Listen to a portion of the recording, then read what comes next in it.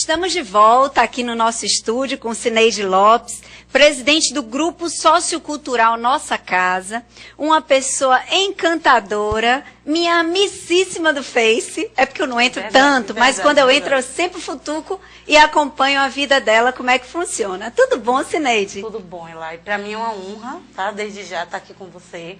E eu quero agradecer, tá, o convite, quero parabenizar o programa desde já, né? E dar uma boa tarde a todos os telespectadores do programa. E vamos começar nosso bate-papo, né?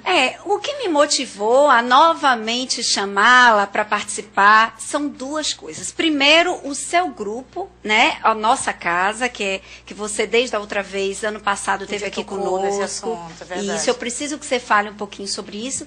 E um assunto que bombou ali no Face, que foi a questão das drogas. Você anunciou uma pessoa conhecida que comentou. Fala pra gente, para o pessoal em casa saber do que a gente está conversando. Na verdade, Elai, o Grupo Nossa Casa ele surgiu, em média, há uns 5, 6 anos atrás. Foi um grupo de amigos preocupados com relação a isso, preocupados com as drogas, preocupados com a relação da violência, da criança precocemente estar adentrando no mundo das drogas, da prostituição. E aí, nesse bate-papo de vizinhos, de amigos, a gente resolveu criar projetos. Tudo começou assim, criando projetos, criando eventos, como a gente hoje já temos, já é referência nossa, um trabalho chamado Resgatando a Infância. E nesse trabalho a gente visa ensinar as crianças, mais uma vez, a brincar. Porque as crianças têm perdido isso, né? Não sabem mais brincar de amarelinha, não sabem mais brincar de esconde-esconde. Então, são núcleos de brincadeira que a gente faz, a gente tira especificadamente o dia 12 de outubro para isso, ou na semana do Dia da Criança, e fazemos esse projeto Resgatando a Infância. E aí surgiu outras ideias, né? Como o Natal Solidário e o Facebook, onde você é uma das minhas amigas. Alguns amigos da rede social se uniram ao Grupo Nossa Casa e nós começamos a fazer ações na comunidade, não só a nível do Parque Satélite, mas de Camaçari, né? A gente já teve no Asilo São Francisco. Então, onde pessoas requisitam a ação do Grupo Nossa Casa, eu organizo esses amigos do Facebook e nós vamos e fazemos essas ações. E daí surgiu outras ideias, que foi fazer, como mudar isso? Será que só essas ações, só o projeto Resgatando a Infância, só o Natal Solidário chegaria nesse problema que era o núcleo da violência, da prostituição, né? Das drogas, que tem sido, infelizmente ainda, eu posso dizer que o grande indicador de violência, não só dentro de Camaçari, que a gente não vai dizer que é um sintoma da nossa cidade, mas é um sintoma do nosso país.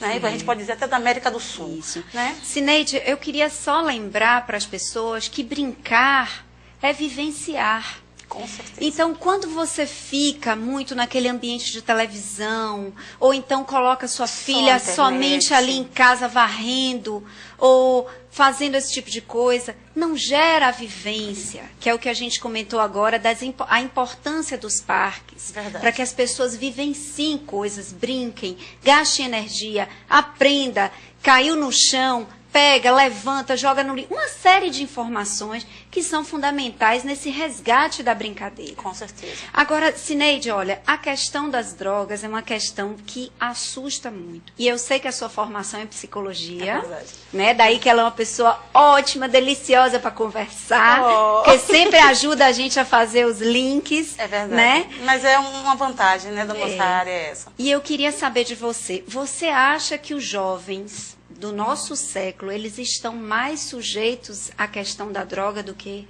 anteriormente? Eu digo que a liberdade que foi dada, a chamada liberdade de expressão, a chamada liberdade do ir e do vir, e essa perca do limite da família. Né? Infelizmente, eu não quero aqui culpar os pais. Eu acho que não cabe a mim, nem a nenhum psicólogo, a dizer que o pai é culpado por essa ou por aquela ação, porque nós temos conhecimento de famílias que ensinam o seu filho devidamente o caminho que deve andar, né, e mesmo assim ele acaba se torturando, né, pelo caminho das drogas e da violência. Mas essa questão da permissividade, desde precocemente, a falta do dizer não, de não dizer não. Por Por que não dizer o não à criança? Por que não ensinar a ela limite? Por que não dizer a ela até onde ela deve ir? Por que não guiar essa criança? Então, a tendência dessa mudança da educação tem contribuído muito, sim, Lai, infelizmente, para que a criança e o adolescente hoje, ela tenha esse acesso muito mais amplo, óbvio também, né? Aí vai entrar numa questão de segurança pública e etc.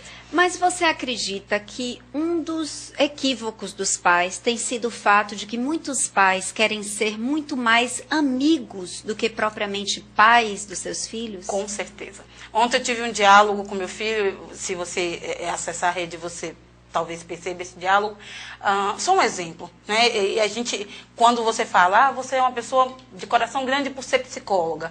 E às vezes eu me pego... Antes por ser humano, né? E por todo esse trabalho também que a gente vê que você está devolvendo para a sociedade um carinho, um amor que a gente identifica em você. Obrigada. Né? Aí, logicamente, que sendo psicóloga, gera uma compreensão maior para o mundo, um acolhimento. Mas também gera sobre nós uma responsabilidade também grande, um pouquinho maior também.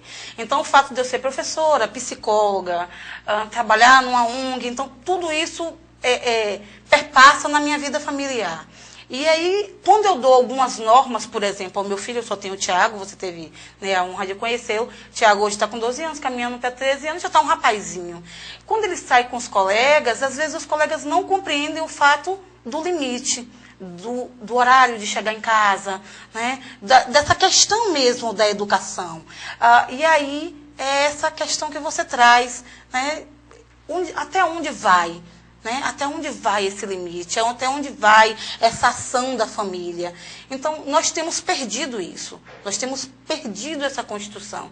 E, a partir daí, tudo isso vem se desenvolvendo, infelizmente.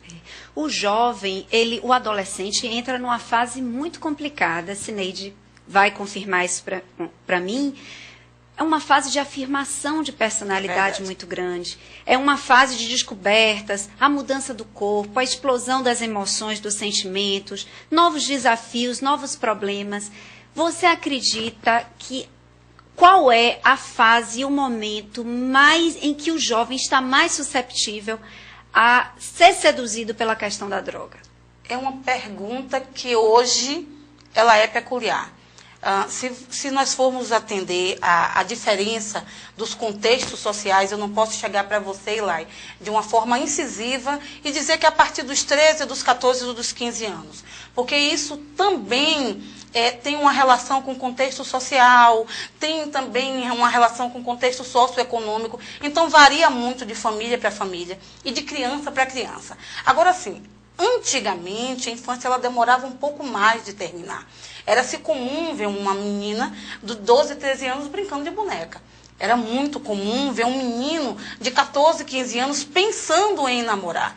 Mas hoje em dia nós vemos adolescentes se dizendo adolescentes com 11, 12 anos de idade. Ele já disse que é adolescente. Você não disse que um menino de 11 anos, ele é criança, ele não aceita mais isso. A partir dessa maturidade precoce, também precocemente esse mundo das drogas vem até ele. Porque esse diálogo muda. Então, assim, eu posso dizer a você que essa mudança física, essa mudança, como você disse, é emocional, porque não é só física, também é emocional, é de barreira, é de construção, de diálogo entre pai e sociedade. Toda essa demanda e essa falta de diálogo, porque a gente tem medo de falar sobre isso com os nossos filhos. E esse é o grande X da questão. Não falamos sobre o monstro das drogas. Nós não falamos sobre isso dentro de casa. A gente proíbe tão somente, mas não mostra os dois lados da moeda. Então, ele fica suscetível muito cedo. Agora, eu vou fazer um link para a gente começar a entrar na questão da instituição que você é presidente. Ok. Olha, a gente sabe que o jovem, ele tem que vir num processo de moldagem da sua personalidade. Com certeza. Né? E para isso, é muito importante a inserção cultural, o ambiente em que ele está inserido culturalmente. Então, a partir daí, eu queria que você falasse um pouquinho sobre essa importância da inserção cultural, para a gente entrar nas suas questões lá, no trabalho que você faz na instituição. Pronto.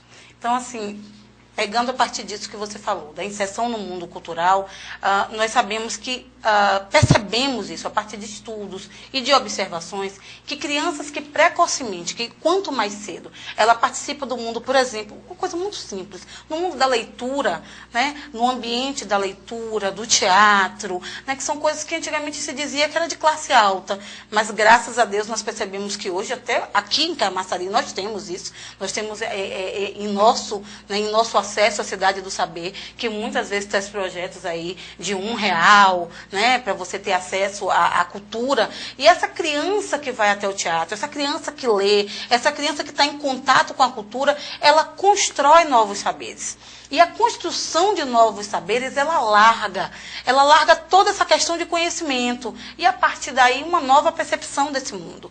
Então, a questão da cultura, ela modifica. Então, a criança que fica aquém, como você salientou no começo, que fica isolada, só dentro de casa, né? Ou na televisão, ou na internet, aquém das coisas que a gente às vezes não tem controle, né? Sem a lapidação, o normal é que essa criança acaba se perdendo.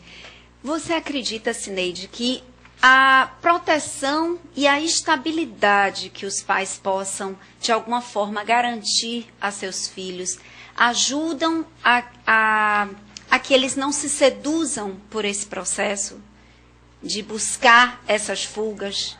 Que aí entra a responsabilidade que eu estou puxando para os pais. Para os pais. Né? Novamente.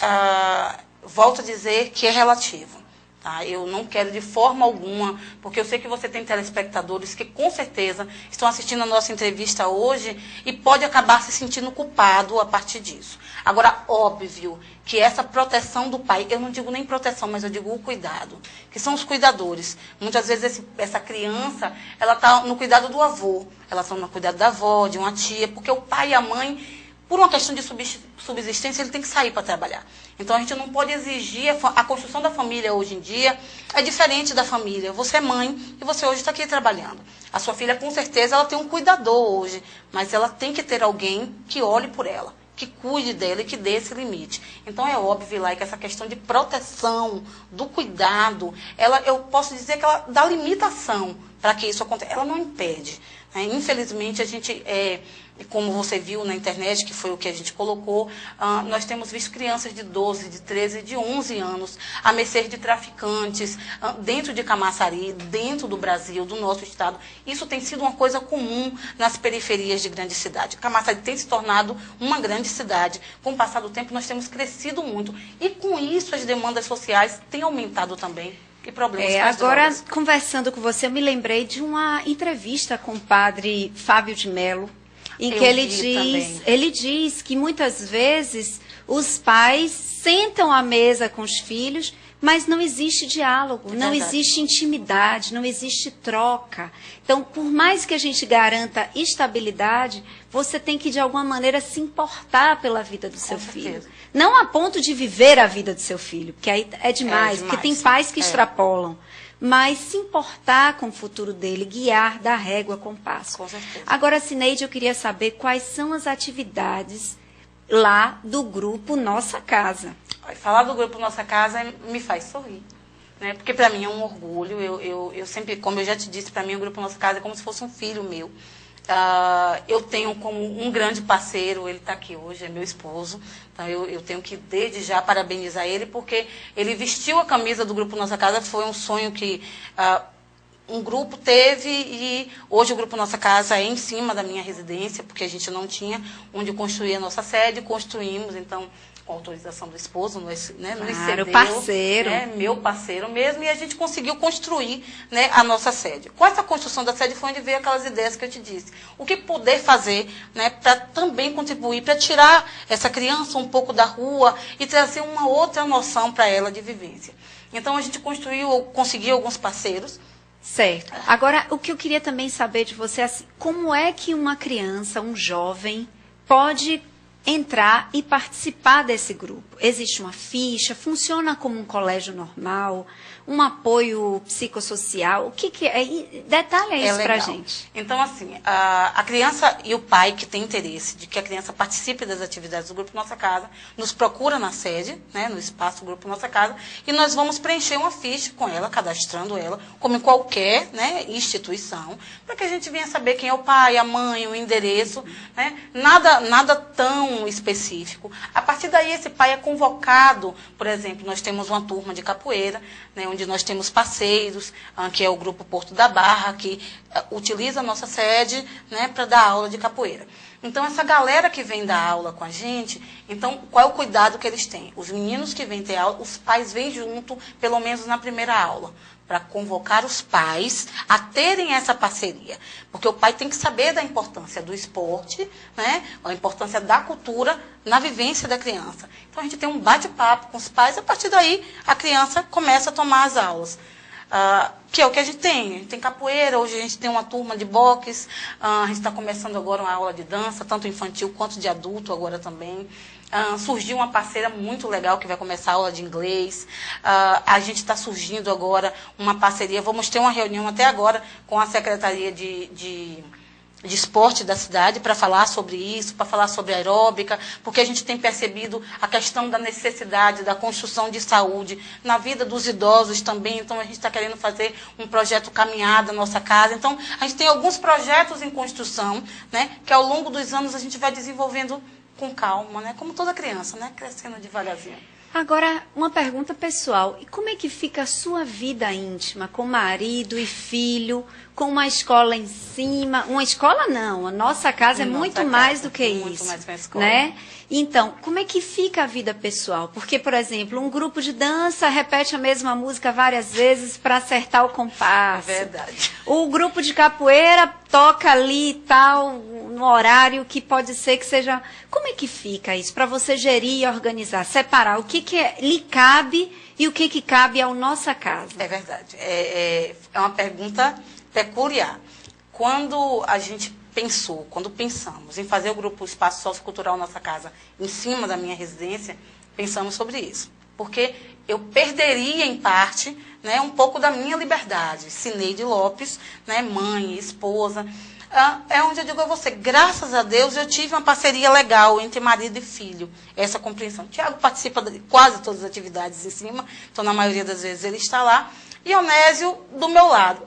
Eu aprendi tanto a amar o som da capoeira, que ela não me incomoda, né? Os atabaques, as palmas dos meninos não que me incomodam mais. As danças também não. O que eu tive que ter um pouco de cuidado é porque o espaço sociocultural é da comunidade. Eu cedi para a comunidade. Então, a comunidade, quando precisa fazer um chá de bebê, quando precisa fazer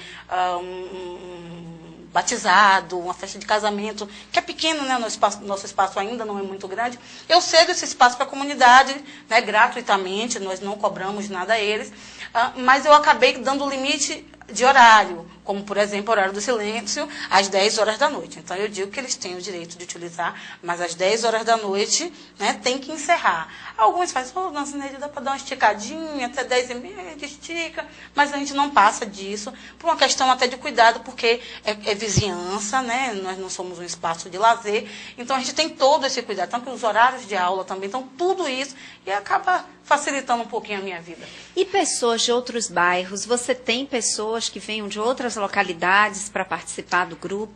Na verdade, lá a gente já tem algumas amigas e alguns amigos que estão se propondo a vir participar dos nossos projetos. Por enquanto, está sendo focado no Parque Satélite. Agora, o que a gente tem realmente de outros bairros são os parceiros. Por exemplo, o professor de capoeira é do Parque das Mangabas. Ele vem do Parque das Mangabas para dar aula no Parque Satélite. O professor de dança, que vai começar agora, ele vai vir lá de Buriçatuba. Ele vem de lá de Buriçatuba para dar aula no Parque Satélite. Então, são turmas de localidade totalmente distante, mas que se proporam a fazer um trabalho social pensando nessas crianças e nesse projeto. Olha, tem alguma criança ou algum jovem que você percebeu que houve um processo de reabilitação dele após adentrar a nossa casa? Com certeza. Eu não vou citar nomes, óbvio, mas tinha um menino que ele era extremamente problemático, né? A nível de violência, de briga na pracinha, não se dava bem com ninguém. Era uma constância mesmo de problemas que a gente via de adaptação social.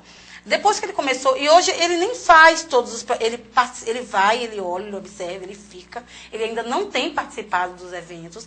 E quando chegou no final do ano, que eu fiz o Natal Solidário, eu fiz um coral, que todo ano a gente faz, né? O coral com as crianças. E ele fez, eu não vou participar, que eu já estou grande. Eu disse, tudo bem, participe. Mas ele foi para todos os ensaios.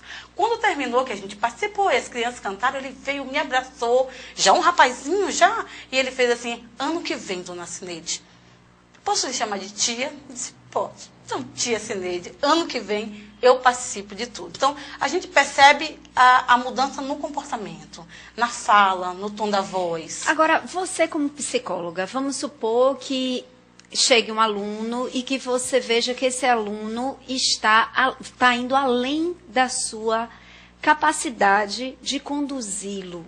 Qual é a sua atitude? Se isso nunca aconteceu, qual seria a sua atitude? Na verdade, a gente ainda não teve nenhum problema tão complexo ao ponto de que a minha intervenção não fosse suficiente. Mas caso isso viesse a acontecer, meu primeiro passo seria convocar os pais. Eu acho que a questão, acho que o que você quer talvez tratar é que algumas instituições dispersam essa criança, excluem essa criança e tira ela da instituição. Eu acho que essa não é a solução. A solução é o diálogo. Integrar. Buscar a integração. Se você não integra essa criança... A minha pergunta é por conta do seu preparo. Com certeza. Como psicóloga. Com certeza. Né, de conseguir integrar. De ter um trabalho aí muito denso de integração. Então, e assim, você conseguir integrar essa criança, a família e a instituição é uma responsabilidade muito grande. Eu digo isso, até o telespectador acompanha meu raciocínio, porque ela pode estar acreditando num ser humano que possa vir a cometer algum tipo de comprometimento, dificuldade com o grupo. Tem gente que diz, num cesto de fruta, você põe uma que não está muito boa, pode ser que todas as outras não fiquem. Por isso é preciso a famosa liderança. A habilidade de liderança para transformar o quanto antes quem chegou que não tem formação, porque a gente está tratando de pessoas com inúmeras formações. São muitas famílias. É uma casa aberta. Né? Na nossa casa. Isso aí. Bom, eu queria também que você contasse para a gente, assim, pessoalmente e profissionalmente, qual está sendo o seu ganho com essa atitude de ter criado Nossa Casa? Não, profissionalmente falando, eu posso lhe dizer que é um laboratório todos os dias. Todos os dias, se eu fosse olhar, se fosse não, porque não tem como eu não olhar com o olhar da psicologia, eu acabo encontrando objetos de estudo, né, ao longo desses 4, 5 anos, com uma constância muito grande. Além de desenvolver, né, esse lift, esse toque, né, essa questão da percepção, porque uma coisa é a academia, o que ela nos traz. Uma coisa é o que os estudos do outro, da vivência do outro que nos traz. Outra coisa é a vivência, a dinâmica do dia a dia. É você estar inserido nesse contexto social. É você estar inserido nesse contexto socioeconômico. Então, tudo isso modifica a sua percepção como profissional. É de um ganho enorme. Então, eu aconselho a qualquer psicólogo, assistente social, professor, essa questão do voluntariado só tem a crescer a nossa vida. Então, se não puder ser, se quiser vir ser um voluntário do Grupo Nossa Casa, seja bem-vindo, né? Porque nós estamos de portas abertas para todos os voluntários. Hoje nós temos amigos, outros psicólogos, nutricionistas que nos dão suporte. Então, sempre que eu preciso, eu convoco. Nós temos hoje uma nutricionista, a Gabriela Mendes, ela já está à nossa disposição para começar a dar palestras, então ela já pediu para eu anunciar na comunidade. Eu ia até te pedir isso, que você anunciasse, dissesse para as pessoas que estão ouvindo algumas das coisas que vocês, enquanto grupo, precisam para que o desempenho do Nossa Casa se amplie ou melhore, algum material, de repente, algum instrumento, para que as pessoas, porventura, possam estar colaborando, né, para que a coisa tome uma dimensão ainda maior. Continue andando, né?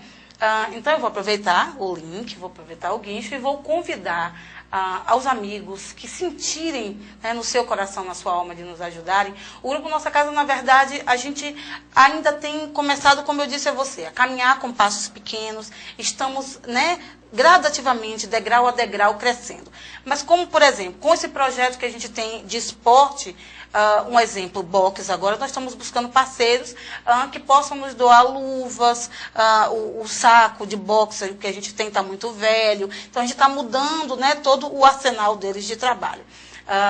Em relação aos nossos projetos, que sempre os amigos são convidados, eu vou reforçar desde já. Está começando, daqui a pouco chega aí o Dia das Mães. Então, todo evento, Dia das Mães, Dia dos Pais, Dia das Crianças e o Natal Solidário é para a comunidade. Então, eu convoco aos amigos para nos ajudarem com doações, com brindes que a gente sorteia para as mães, né, que são as nossas parceiras. Então, devagarzinho a gente tem conseguido. E os parceiros que quiserem nos ajudar, tem alguma ideia? Por que não coloca isso no Grupo Nossa Casa? Eu posso ajudar com isso.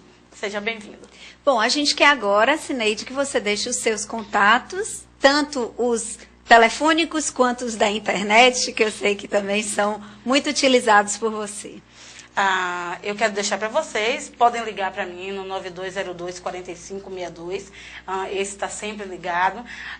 O outro é 8180-4095, isso. Que é o Claro. Claro e o TIM são os que eu mais utilizo.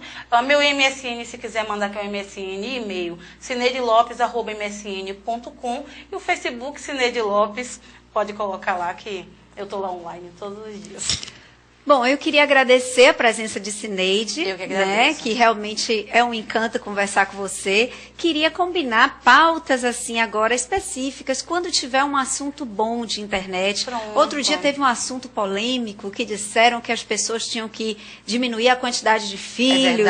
E foi uma polêmica nesse Facebook. Foi mesmo. Então, esses assuntos para a gente trazer para que o pessoal de casa possa estar também tendo acesso a esse tipo de informação. Tá joia, Cineide? Dilay, muito obrigado, tá? Eu agradeço desde já a todos vocês, a equipe, vocês estão de parabéns, o programa é perfeito e eu estou à sua disposição. Quando quiser nos chamar, a gente está aqui.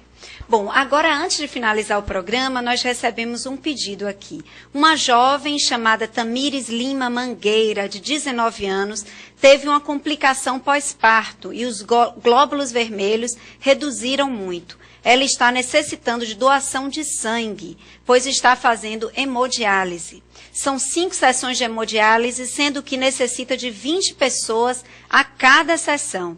Quem puder doar sangue, pessoas de 18 a 65 anos e com peso acima de 50 quilos. Ou O positivo, O negativo, ou A positivo ou A negativo. O endereço é o hospital na Rua Flórida, número 4, no bairro da Graça, em Salvador. É em Salvador, mas é uma jovem de Camaçari. Então, se você puder fazer essa caridade, estiver se deslocando para a cidade de Salvador, faça isso, doe o sangue. É na Rua Flórida, número 4, no bairro da Graça. O hospital é o Instituto de Hematologia de Salvador, que é o IEBA, ok? Então tá joia. Minha gente, estamos finalizando aqui o programa Simara Ellery e amanhã, como sempre, com mais novidades para você, tá bom? Até lá!